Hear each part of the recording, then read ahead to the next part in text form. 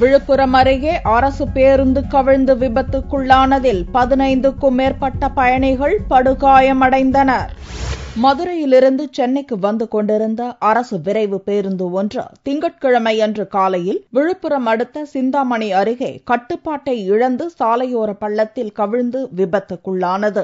இந்த விபத்தில் 15க்கும் மேற்பட்ட பயணிகள் படுகாயமடைந்தனர். சம்பவ இடத்திற்கு விரைந்து வந்த போலீசார் காயமடைந்தவர்களை மீட்டு சிகிச்சைக்காக மருத்துவமனைக்கு அனுப்பி வைத்தனர். சென்னை போயிட்டு திடீர்னு சிந்தாமணி எடுத்துக்கிட்டா திடீர்னு எதிர்பார்க்காத அளவுக்கு ஒரு இதாயிடுச்சு. பஸ் கவுந்துருச்சு.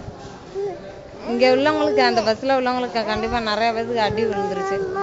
சிலருக்கு ஊமக்காயம் நிறைய விழுந்திருக்குங்க சார். இதில் சிந்தாமணியைச் சேர்ந்த முருகேசன் என்பவர் உயிருக்கு ஆபத்தான நிலையில் மேல் சிகிச்சைக்காக புதுச்சேரி மருத்துவமனையில் அனுமதிக்கப்பட்டுள்ளார்.